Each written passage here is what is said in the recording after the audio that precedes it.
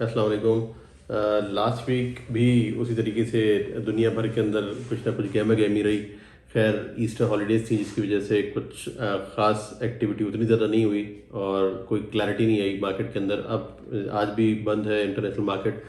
कल परसों से पता चलेगा कि मार्केट सेंटिमेंट्स कहाँ जाते हैं और क्या होता है।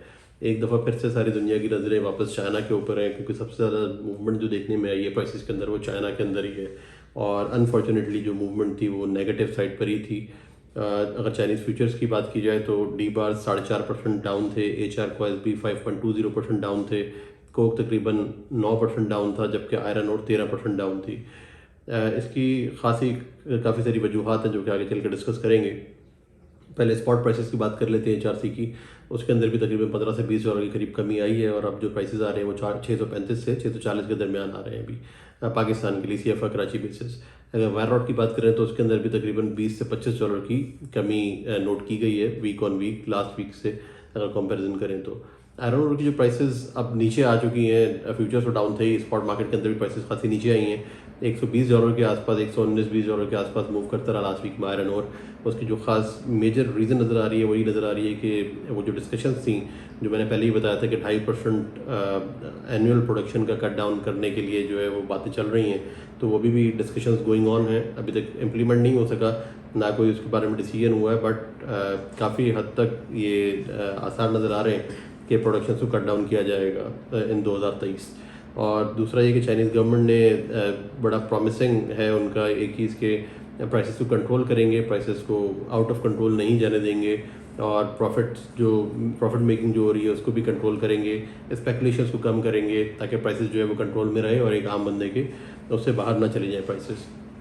और आखिरी चीज़ ये है कि आयरन ओर की जो माइनिंग हो रही है उसकी भी वॉल्यूम्स बढ़ते चले जा रहे हैं, जबकि कंजम्पशन इतनी ज़्यादा नहीं है लेकिन प्रोडक्शन काफ़ी ज़्यादा हो रही है, वो भी एक नेगेटिवली इम्पैक्ट कर रही है आयरन ओर की प्राइसेस को। इसके अलावा फिनिश्ड की प्राइसेस को भी इसी तरह से उसको इम्पैक्ट आ रहा है। अगर कुकिंग कोल की बात की जाए तो वो भी बाकी आइटम्स की तरह ही नेगेटिव था। अब तकरीबन 290 के करीब टच किया प्राइस कुकिंग कोल ने, जो कि काफ़ी अरसे के बाद हमने ये वाला प्राइस देखा है कुकिंग कोल के अंदर। अगर पिछले वीक से कंपैरिजन करें तो ये तकरीबन 10 डॉलर के करीब डाउनवर्ड इसकी मूवमेंट थी वीक ऑन वीक। अगर रीबार्स की बात करें चाइना की तो उसका भी 4000 युआन का एक बैरियर जो था वो टूट चुका है, प्राइसेस उससे नीचे आ चुके हैं और ख़ासी नेगेटिविटी है मार्केट के अंदर। सब लोग पैनिक कर रहे हैं, चाहे मिल्स हो चाहे ट्रेडर्स हो। ट्रेडर्स ज़्यादा पैनिक कर रहे हैं, मिल्स की साइड से इतनी कम प्राइसेस नहीं आ रही, जो कि ट्रेडर्स अभी इस वक्त बेचने की कोशिश कर रहे हैं, शॉर्ट सेल करने की कोशिश कर रहे हैं। और जो स्टॉकिस्ट हैं वहाँ पर रीबार्स के हों चाहे फ्लैट प्रोडक्ट्स के हों, लॉन्ग प्रोडक्ट्स या फ्लैट प्रोडक्ट्स, दोनों के स्टॉकिस्ट जो है वो अपनी इन्वेंट्रीज को अभी इस वक्त कट डाउन करना चाहते हैं, थोड़ा सा नीचे लेके आना चाहते हैं ताकि कम से कम इन्वेंट्री रहे और नुकसान से बचा जा सके। अगर बाकी की मार्केट्स की बात करें जिसके अंदर ताइवान, वियतनाम वगैरह है, तो ताइवान के अंदर भी प्राइसेस जो है वो 10 डॉलर के करीब कम हुई हैं अभी लास्ट वीक के अंदर। जो यूएसए से प्राइसेस आ रही थी 400 डॉलर के आसपास, वो अब 390 के करीब आना शुरू हो गई हैं। कुछ लोग 395 भी ऑफर कर रहे थे, मगर जो बिड्स है कस्टमर की ताइवान से वो 385 के लगभग आ रही हैं और जो लास्ट डील्स हमने सुनी है वो 390 के आसपास कंक्लूड होती भी सुनी है। दूसरा ये कि बिलेट्स काफ़ी सस्ता जो है वो ताइवान के अंदर अभी इस वक्त इंपोर्ट हो रहा है। जो लास्ट प्राइस सुनी है वो तकरीबन अभी क्लियर नहीं है मुझे क्या लास्ट प्राइस थी, मगर ये कि उसके अंदर भी तकरीबन 20 से 25 डॉलर की कमी आई है अभी।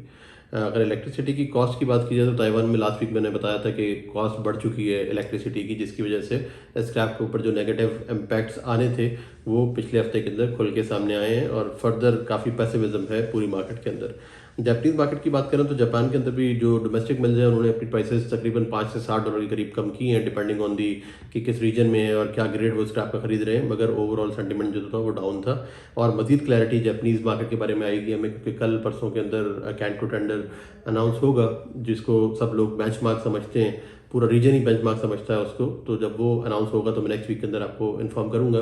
बट एक्सपेक्टेशन ये है कि कैंटो टेंडर के अंदर भी प्राइसेस अभी डाउनवर्ड ही मूव करेंगी और जो नया प्राइस आएगा वो लोअर साइड पर होगा एज़ कम्पेयर टू लास्ट जो टेंडर हुआ था उससे।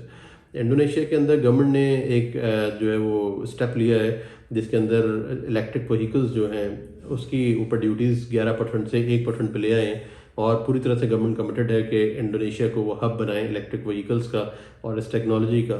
तो होपफुली उसके अंदर वो कामयाब इसी तरह हो सकेंगे जब वो अपने जो पार्टिसिपेंट्स हैं उनको इसी तरह से प्रमोट करेंगे और सपोर्ट करेंगे। अगर वियतनाम की बात की जाए तो वहाँ पर भी मार्केट काफ़ी ज़्यादा स्टैग्नेंट है, बहुत स्लगिश मार्केट है, चाहे वो लॉन्ग प्रोडक्ट्स हों, चाहे फ्लैट प्रोडक्ट्स हों। एचआर की सेल्स काफ़ी ज़्यादा स्लो है, चाहे डोमेस्टिक की बात करें, एक्सपोर्ट के लिए भी वो लोग चाहते हैं एक्सपोर्ट करना, मगर चाइना इतना टफ कंपटीशन दे रहा है। जो चाइना के अंदर फ्यूचर्स के हालात हुए हैं लास्ट वीक के अंदर, उसके बाद से बहुत ज़्यादा एक पैनिक है और वियतनाम भी किसी भी तरीके से अपने जो एक्सपोर्ट्स हैं वो कामयाब नहीं हो पा रहा उसके अंदर एक मुनासिब प्राइस के ऊपर एक्सपोर्ट करने के लिए। जो यूएस की बल्क के ऑफर्स थे वो तकरीबन 440 के लगभग अभी सुनने में आ रहे थे लास्ट वीक में वियतनाम के अंदर, जो कि $10 के करीब डाउनवर्ड मूवमेंट है प्राइस की। अगर साउथ कोरिया की बात करें तो वहाँ पर भी Hyundai स्टील ने भी अपनी प्राइसेस जो है वो कम कर दी हैं, डोमेस्टिक भी कम की हैं, और जो इंपोर्ट्स कर रहे थे वो लोग जापान से जो इंपोर्ट्स हो रही थी उसके अंदर भी तकरीबन आप समझें कि पिछले 2 हफ्ते के अंदर $20 के करीब रिडक्शन आ चुकी है उसके अंदर। और अब देखते हैं कि प्राइसेस यहाँ पर आके स्टेबल होती हैं या नहीं होती। अब आते हैं मेन टर्की की तरफ, जो कि मेन मार्केट है। टर्की के अंदर एक ही डील सुनने में आई लास्ट वीकेंड के ऊपर, और वो डील थी तकरीबन $442 के ऊपर 90-10 HMS की। आप इक्वलेंट समझें कि 437 के करीब 80-20 का प्राइस बनेगा यूएस का, और शेड की प्राइस 460 थी उस कार्गो के अंदर। जबकि एक और डील सुनने में आई थी लास्ट वीक के अंदर, जो कि इनिशियली रूमर्स लग रही थी लेकिन बाद में वो न्यूज़ कंफर्म हो गई थी, जो कि शॉर्ट सी डील है, और वो डील तकरीबन $382 के ऊपर कंक्लूड हुई थी 4500 टन की टर्की के लिए।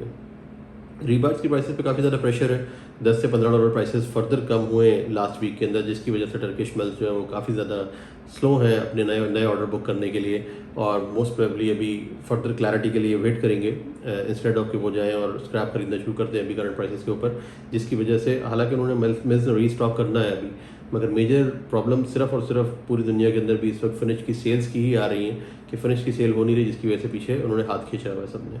यूरोप की अगर बात करें तो यूरोप के अंदर सेंटिमेंट जो है वो इतना ज़्यादा क्लियर नहीं हो सके लास्ट वीक में, क्योंकि एक तो ईस्टर वीक था, वो ईस्टर की हॉलीडेज़ हैं, अभी आज भी बंद है उसकी वजह से। लेकिन जो सूरत हाल नज़र आई है लास्ट वीक के अंदर वो थोड़ी स्लो नज़र आई है यूरोप के अंदर।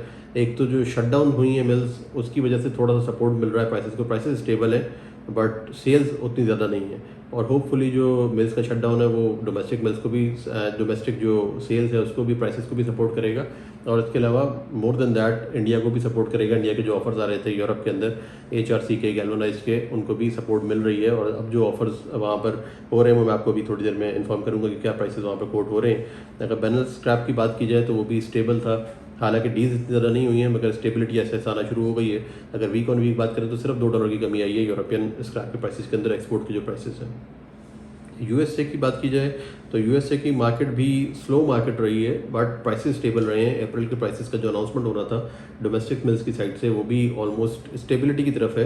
अगर न्यू प्रोडक्शन स्क्रैप की बात की जाए तो वो थोड़ा सा बड़ा है, कदरे $10 पर लॉन्ग टन के आसपास जो है उसकी प्राइस बढ़ी है, जबकि शेड की प्राइसेस स्टेबल हैं क्योंकि डिमांड और सप्लाई बड़ी बैलेंस्ड है।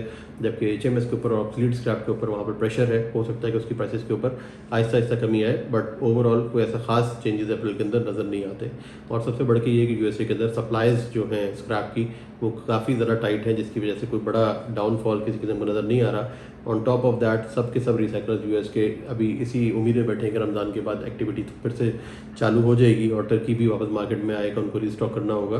तो प्राइसेस जिनकी मजबूरी नहीं है वो अभी इस वक्त सस्ता माल बेचने को तैयार नहीं है और होल्ड बैक कर रहे हैं, और बाकी तो वक्त बताएगा कि प्राइसेस नीचे जाती हैं या फिर ऊपर जाती हैं। ईरान के अंदर जो प्राइसेस हैं इसकी बिलेट्स की वो भी कुछ कम हुई हैं, जबकि रीबार्स की प्राइसेस भी कम हुई हैं $15 से $20 के आसपास। जो रीबार की प्राइस वहाँ पर आ रही है इस वक्त वो तकरीबन $540 से $560 एक्स वर्स सुनने में आई है लास्ट वीक के अंदर। इसी तरह रशिया के अंदर भी काफ़ी पैनिक सा है, बिलेट्स की प्राइसेस वहाँ पर भी कम हुए हैं, और बिलेट्स की प्राइसेस जो अगर लास्ट वीक से कंपेरिजन करें तो $10 के आसपास कम हुए हैं, जो कि अब 565 से 575 के दरमियान FOB उसके ऊपर खड़े हैं इस वक्त। एक और बात रशिया के अंदर चल रही थी कि काफ़ी ज़्यादा प्रेशर था रशियन गवर्नमेंट के ऊपर कि प्रॉफिट्स जो है वो मिल के वो काफ़ी ज़्यादा बढ़ चुके हैं, उसको टैप करना चाहिए, कैप करना चाहिए गवर्नमेंट को, ताकि जो इन्फ्लेशन है उसको कंट्रोल किया जा सके। और एक आम आवाम के अंदर भी और गवर्नमेंट के अंदर भी उस तरह की ताकत नहीं है कि वो हायर से हायर प्राइसेस जो है वो देते रहें और नुकसान करें अपना। तो ये बातें काफ़ी जो है वो जोश इख्तियार कर गई थी पिछले कुछ हफ्ते में, मगर अभी भी इसके ऊपर कोई डिसीजन नहीं हुआ। टाइम बिंग गवर्नमेंट जो है वो स्टेप बैक की हुई है और किसी किस्म की इंटरवेंशन नहीं करेगी प्राइसेस के अंदर, जिसका मतलब ये है कि रशियन मिल्स जो हैं उनकी प्रॉफिटेबिलिटी और उनकी प्राइसिंग जो है वो उन्हीं के हाथ के अंदर है अभी इस वक्त, और वो उसी तरीके से कंटिन्यू रहेगी। अब आते हैं बांग्लादेश, इंडिया, पाकिस्तान की तरफ। तो मेजर जो एक न्यूज़ है इसके अंदर वो लास्ट वीक के अंदर सुनने में आया कि फ्रेट्स के अंदर कमी हुई है इन तमाम डेस्टिनेशंस के लिए अक्रॉस द बोर्ड। तकरीबन $5 से $6 के आसपास पर टन, $4 से $6 समझ लें आप कि $4 से $6 के आसपास पर टन अभी इस वक्त कमी आ चुकी है। और उसको देखते हैं कि प्राइसेस में ट्रांसलेट किस तरीके से होती है, क्योंकि सिर्फ लॉजिस्टिक्स का एक फैक्टर नहीं है, करेंसी भी अभी इस वक्त रोल प्ले कर रही है। जिस तरीके से पाउंड स्ट्रेंथन हो रहा है, यूरो की भी उसी तरह की पोजीशन नज़र आ रही है, तो उसकी वजह से भी प्राइसेस पे इफेक्ट आ रहा है। और हो सकता है कि जो ये कमी आई थी इसके अंदर वो रियलाइज़ ना हो सके, कस्टमर तक ना पहुंच सके इन वजूहत की वजह से। अगर बांग्लादेश की बात करें तो बांग्लादेश में भी मार्केट काफ़ी ज़्यादा स्लो थी। प्राइसेस जो बल्क के हैं वहाँ पर वो कोट होते रहे, पिछले हफ्ते तक किसी किस्म की डील नहीं हुई, जिसकी वजह से अब जो प्राइस के कोट्स हो रहे हैं, जो ऑफर्स आ रही हैं, वो $10 से $20 के आसपास कम आ रही हैं यूएस से। अब श्रेडिट की अगर बात करें कंटेनराइज्ड बिजनेस का, तो उसके अंदर भी कमी वाक़या हुई है कुछ। अब 475 के लगभग प्राइस सुनने में आ रहा है, जो कि $5 से $8 के करीब कमी आई है week on week. New Zealand Australia का जो HMS है वो भी तकरीबन जो काम हुआ है उसका बांग्लादेश के अंदर श्रेडिट के जो काम हुआ है वो 470 के आसपास हो रहे हैं, जबकि HMS का जो काम हो रहा है वो 445 से 455 के दरमियान मूव कर रहा है बांग्लादेश के लिए बुकिंग्स का। और जो एक प्रॉब्लम और है बांग्लादेश के अंदर कि जो पुराने बल्क कार्गोज हुए हैं या बुकिंग हुई हुई हैं उनकी LCs अभी तक स्टैब्लिश नहीं हुई हैं, उसकी वजह से काफ़ी ज़्यादा प्रेशर है सेलर्स के ऊपर। वो उसी का वेट करेंगे, नया माल बेचने के बजाय उसी की LCs स्टैब्लिश होंगी। इंडिया की तरफ आते हैं। इंडिया के जो ऑफर्स हैं यूरोप के अंदर, जो कॉइल्स की ऑफर्स जा रही हैं वो अराउंड यूरो 750 से 770 के दरमियान है, जो कि एक रीजनेबल ऑफर है, बहुत ज़्यादा ऊपर नहीं है। ऐसा ऐसा इंडिया भी फ्लेक्सिबिलिटी की तरह एडजस्ट कर रहा है प्राइसेस को, और ऑर्डर्स लेने की ख्वाहिश है इंडियन सेलर्स की, मगर अभी तक कोई ख़ास लास्ट वीक के अंदर ऑर्डर नया सुनने में नहीं आया। नेक्स्ट वीक पता चलेगा कि क्या इनकी कंक्लूजन कहाँ पर होता है। और फाइनेंशियल ईयर जो है वो न्यू फाइनेंशियल ईयर स्टार्ट हो गया है अब इंडिया के अंदर, तो उसकी वजह से एक्टिविटी कुछ देखने में आ रही है जो कि एक्सपेक्ट किया जा रहा था पहले भी। तो उसकी वजह से लास्ट वीक के अंदर कुछ स्क्रैप के बिजनेसेस हुए हैं। इंडियन मिल्स काफ़ी हंग्री हैं, रीस्टॉक करना चाहती हैं, उनको माल चाहिए अभी इस वक्त, और जो माल सस्ता मिलता है उसको नहीं छोड़ रहे, उसको करना चाहते हैं। जो प्राइसेस सुनने में आ रही हैं HMS की, PNS की, वो तकरीबन 450 से 55 सुनने में आ रही है इंडिया के अंदर, जबकि श्रेड की प्राइस भी अराउंड 455 के लगभग सुनने में आई है। 450 से 455 के दरमियान कुछ कंक्लूजन्स भी हुए हैं, और मिल्स फर्दर माल भी ढूंढ रही हैं, मगर इतनी आसानी से माल की अवेलेबिलिटी है नहीं मार्केट के अंदर।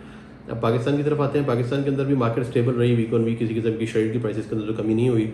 अब जो ऑफर्स आ रही हैं और जो कंक्लूजन हो रहा है बिजनेस, वो तकरीबन 460 से 70 के दरमियान हो रहा है। मोस्टली जो बिजनेस कंक्लूड हुआ है वो 465 से 70 के दरमियान हुआ है, और मोस्टली ऑफर्स अभी इस वक्त 470 लेवल्स के ऊपर ऑन एवरेज स्टैंड कर रही हैं। रीबार्स की जो हमारी डोमेस्टिक पोजीशन है वो काफ़ी बेहतर हो चुकी है इन टर्म्स ऑफ सेल्स के वॉल्यूम आहिस्ता आहिस्ता बढ़ना शुरू हो रहे हैं। लास्ट वीक से ये फील होना शुरू हो गया मिल्स को कि अब जो है वो पोस्ट रमज़ान होपफुली मार्केट के अंदर बेहतरी आ जाएगी। अगर स्क्रैप की बात करें तो उसकी प्राइसेस भी 10 से 15 हज़ार डॉलर के आसपास, 10 से 15 हज़ार रुपये पर टन के आसपास थोड़ा इंप्रूव कर चुकी हैं। बिलेट्स की प्राइसेस भी इसी तरह 8 से 10 हज़ार रुपये इंप्रूव की हैं, जबकि रीबार्स की प्राइस के अंदर अभी इंप्रूवमेंट आना बाकी है, और होपफुली विद टाइम ये प्राइसेस भी इंप्रूव कर जाएंगी, और रीबार्स की डिमांड भी होपफुली स्टेबल हो जाएगी पोस्ट रमज़ान। तो मेरा ख्याल है कि जिन लोगों ने होल्ड किया था, जिनके पास कैपेसिटी थी होल्ड करने की, अपना फिनिश भी और स्क्रैप्स भी, जैसे कि मैंने सजेस्ट किया था पिछले 1-2 हफ्ता पीछे, कि जो लोग होल्ड कर सकेंगे, कोई रीज़न नज़र नहीं आ रही प्राइसेस के नीचे जाने की, तो होपफुली ये चीज़ें रीबाउंड करेंगी, और वो रीबाउंड कर रही हैं, और होपफुली मूविंग फॉरवर्ड हम लोगों को शायद और बेहतरी नज़र आएगी। अब मेन हम लोगों को फोकस जो करना है वो चाइना के ऊपर करना है, कि चाइना की सूरत हाल क्या रहती है, वो लोग अपनी जो एक स्लम्प है उससे बाहर आ पाते हैं या नहीं आ पाते, कंस्ट्रक्शन एक्टिविटी बेहतर हो पाती है या नहीं हो पाती है। अगर चाइनीज़ प्राइसेस स्टेबल हो जाएं तो मेरा ख्याल है कि बाकी सारी चीज़ें सेट हैं वापस रिबाउंड करने के लिए। इवन टर्किश मिल्स को भी माल ख़रीदना है, और जब वो मार्केट में आएंगे तो हमेशा की तरह हम लोग एक दफ़ा फिर से देखेंगे कि प्राइसेस जो है वो वापस रिबाउंड करना शुरू हो गए हैं। अभी तक के लिए इतना ही था। Thank you very much.